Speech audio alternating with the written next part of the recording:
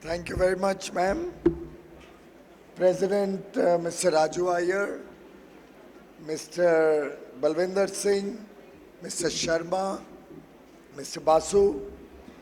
I see so many friends here that if I start taking everybody's name, I'll spend a lot of time. Murli, am I right?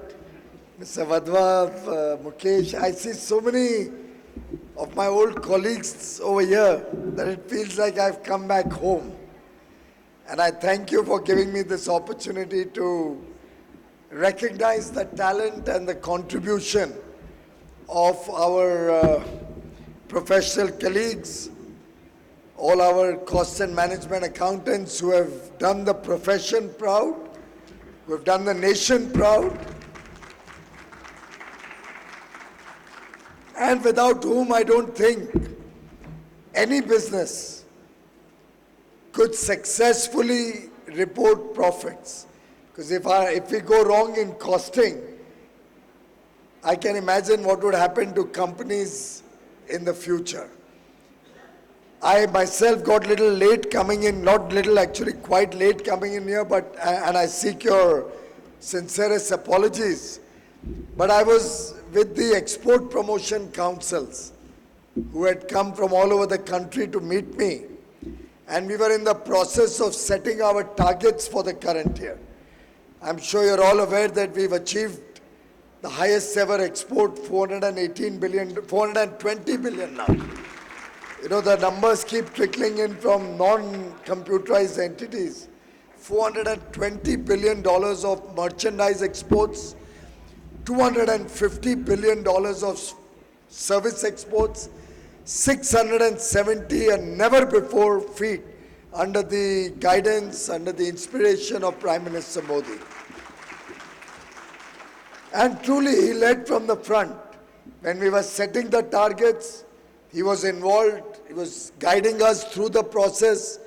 This is a bottom-up approach. It's not that Prime Minister one day got up and said, "Itna target hoga." He engaged with 200 missions all over the world.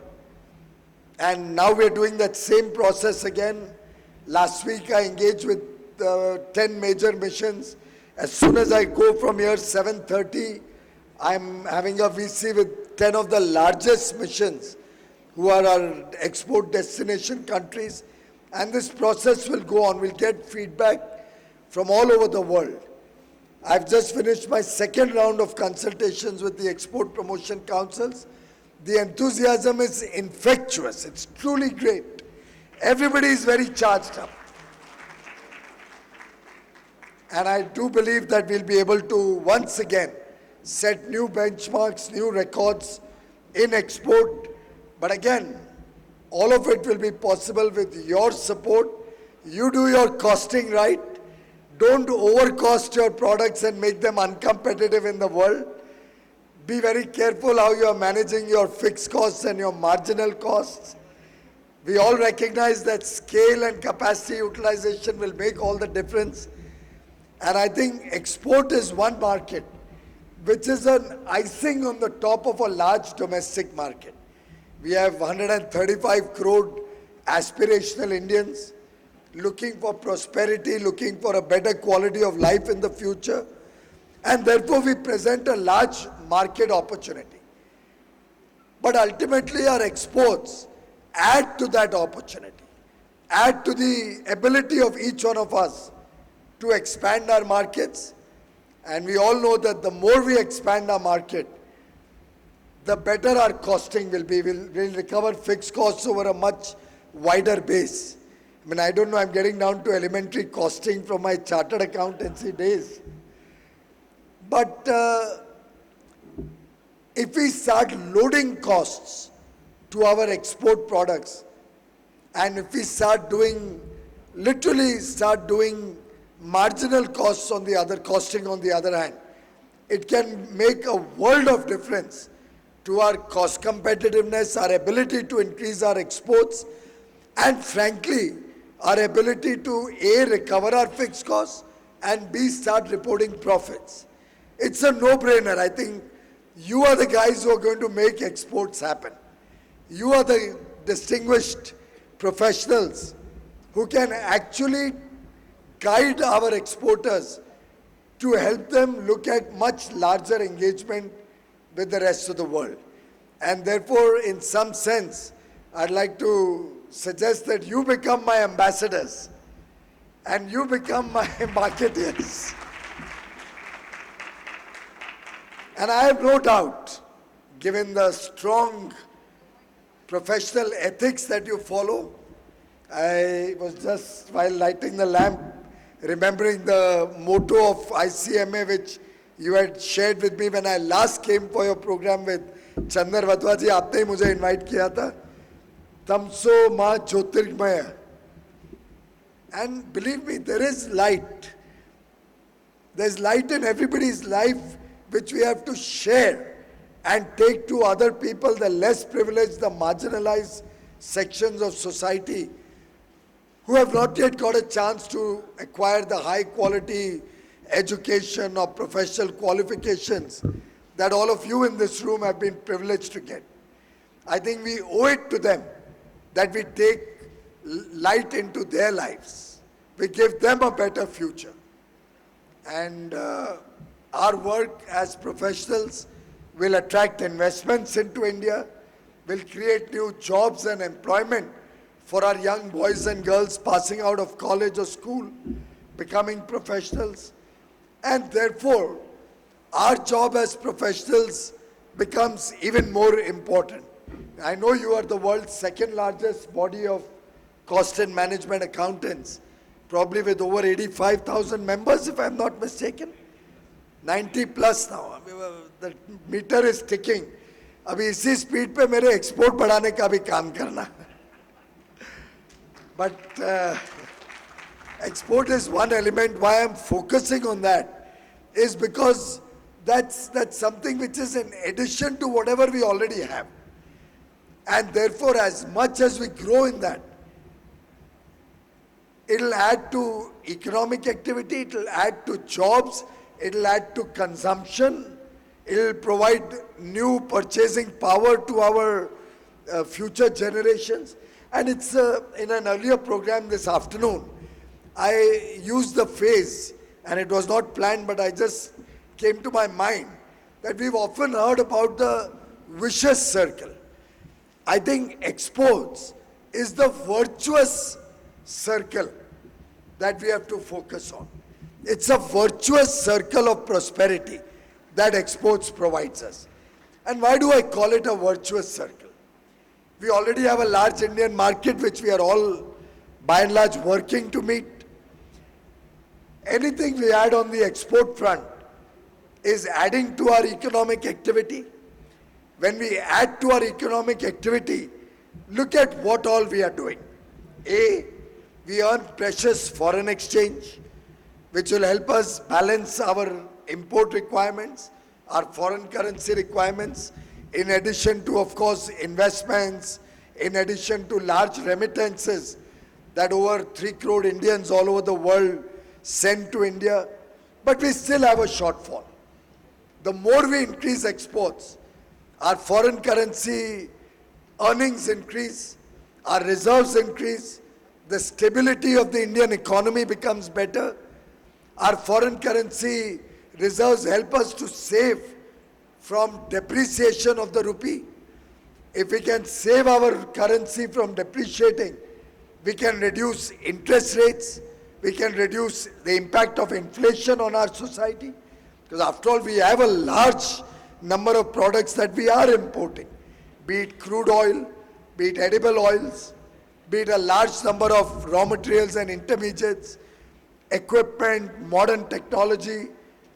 We are importing large sums of goods and services worth large amount of money. If we can bring stability to our currency, we'll save ourselves from high interest cost, high inflation. We'll also in the process attract more investment into the country with a stable currency regime. We'll of course, as we attract more investment, their expectation of return on investment. Foreigners will look at dollar returns, will also come down. Today they factor in 3 or 4% for a potential rupee depreciation.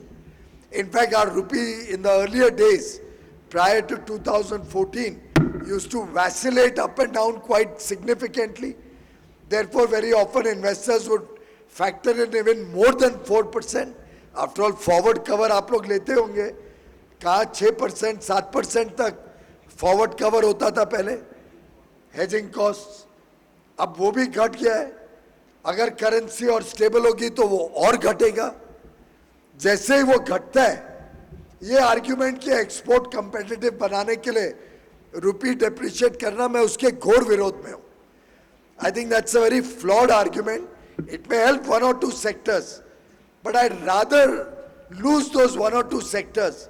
But for the wider good of the country and for the wider good of our foreign engagement or foreign trade, I think a strong and stable currency will help our economy grow faster.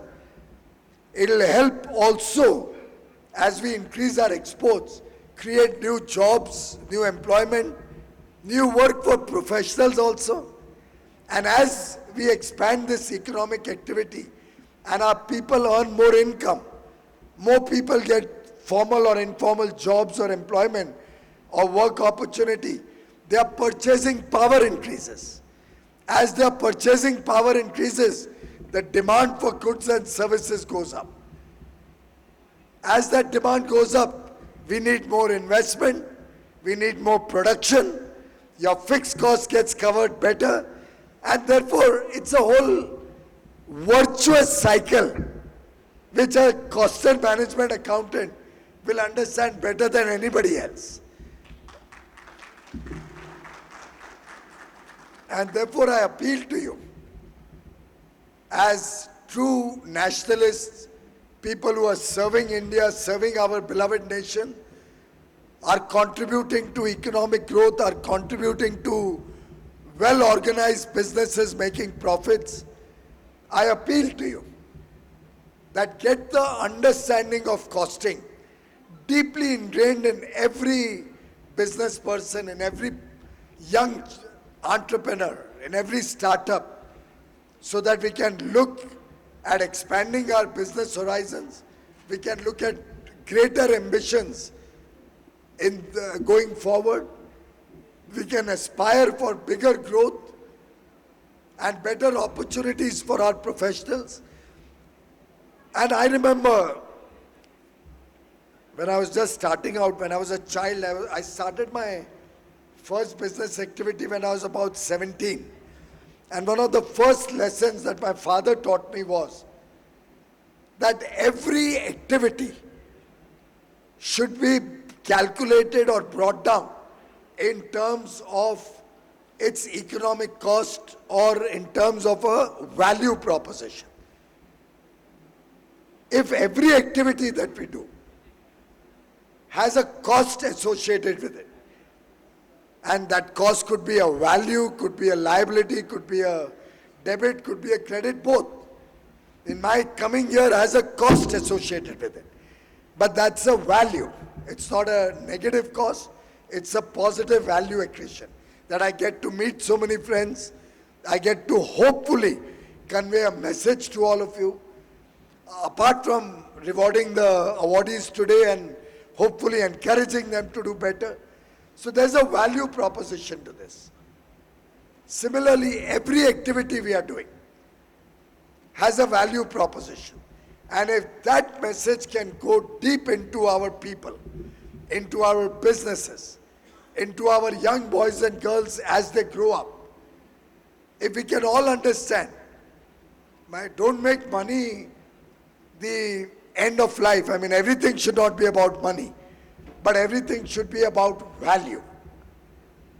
And once we understand that value will determine our success or failure, I think the entire thinking, the entire perspective that we bring to the table can change. You have 500,000 students studying to become CMAs. I hope those students become better citizens of the country. I hope they bring high ethics and integrity to the profession. And that's where we elders have to play an important role. If we have 90,000 CMAs, each one of us has a duty to ingrain these values into these 500,000 students. Can we adopt 5 students each? Can we allocate these students based on their city of residence or wherever they are working to the elders and mentor them how to be better citizens, guide them how important professional ethics are, help them in understanding costing beyond the knowledge we get from the books? There are so many different ways that we as a professional body, I'm saying we almost as if I'm a CMA, but I feel so closely aligned to all of you.